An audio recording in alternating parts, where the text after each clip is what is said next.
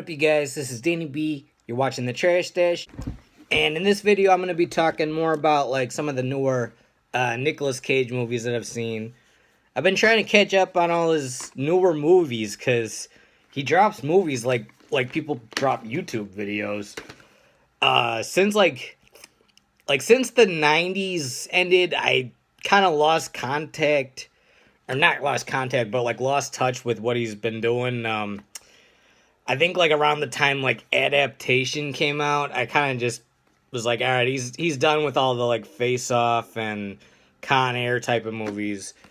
But he's been putting out a ton of them, and I've been just kind of picking them up at Big Lots and stuff because I see them for like $3. So I'm just like, all right, it's got Nicolas Cage. Let me just pick it up, and maybe it'll be good. And over this last week, I've been kind of checking out his newer movies, and so I'm going to briefly talk about those.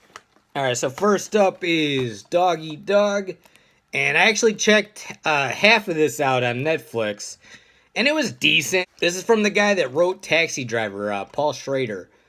He wrote and directed this one. It's got Nicolas Cage and Willem Dafoe, and it was okay. It wasn't that great. It's a little generic. Like, I think his name is Mad Dog in this. So it's like, oh no, that's Willem Dafoe's name is Mad Dog. It's just like, it's the cheesiest fucking name, but it was okay.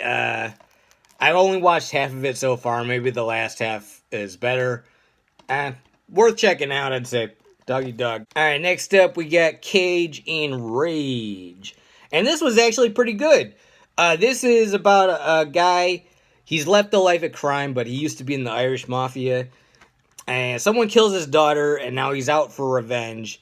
But he doesn't know who did it. So it's kind of like he's going around to everyone he used to be connected to in the mob and kicking their ass and stuff and doing his Nicolas Cage screams when he's having mental breakdowns and shit.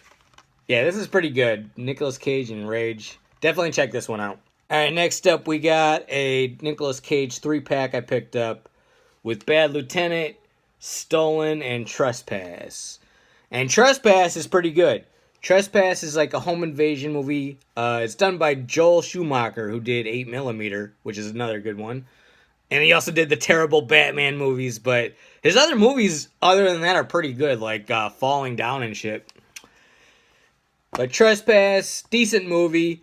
Not the best I've ever seen from him. Not anywhere near as good as 8mm, but it's decent. It's got Nicole Kidman in it. Bad Lieutenant, the remake, or not remake, but unofficial sequel. The original Bad Lieutenant is awesome with Harvey Keitel, directed by Abel Ferrara. That's one of my favorite Ferrara movies. This was actually surprisingly pretty entertaining. I only watched half of it so far because I watched it late at night and I fell asleep. But I am going to watch the other half because the first half of this was pretty good. Not anywhere near as good as the original, but very entertaining. And it's about a... when I first heard of this, I was like, is it supposed to be the same character? I don't think it is. I didn't catch the guy's name, but definitely didn't seem like it was supposed to be the same guy. And he hurts his back, and he gets a prescription for painkillers. So that's why he turns into a drug addict. And then I got up to a scene where he's like, he arrests this girl and this guy, and then he ends up smoking crack with them and having sex with the girl. It's like, what the fuck? But yeah, it was pretty good. I'm going to check the rest of that one out.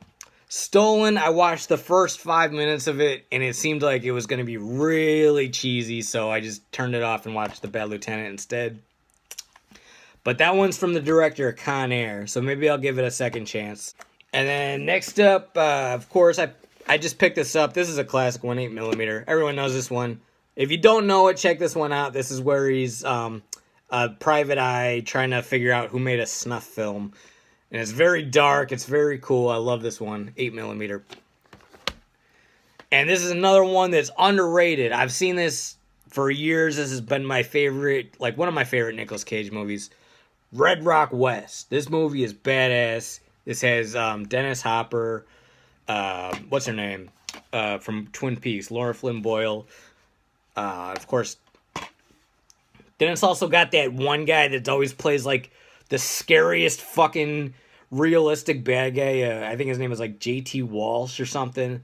The dude from have you ever seen uh, what is it, Breakdown with Kurt Russell? The guy that played the bad guy in that, fucking super scary realistic bad guy. Red Rock West. This is an awesome one. Check this out if you haven't seen it.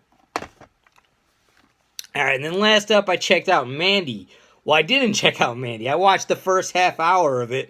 Nothing fucking happened in the movie. It was like some lady hallucinating about a dead sheep. And I was like, after like half an hour, I was just like, nothing's fucking happened in this movie. So I turned it off. Should I keep watching it? Does it get better? Or is the whole movie just like this fucking weird shit? I was like, I thought it was going to be like that movie Upgrade or something, but it was just like I didn't get it. Yeah, Mandy, I thought it would be better. I don't know. Maybe I'll give it a second shot and watch the rest of it. I picked this up for $3, so I'm not tripping, but... Alright, you guys, this is Danny B. You're watching The Trash Stash. Hit the like button, comment, and subscribe, and let me know the good Nicolas Cage movies, and also talk about his classics and all that stuff. Alright, you guys, peace out.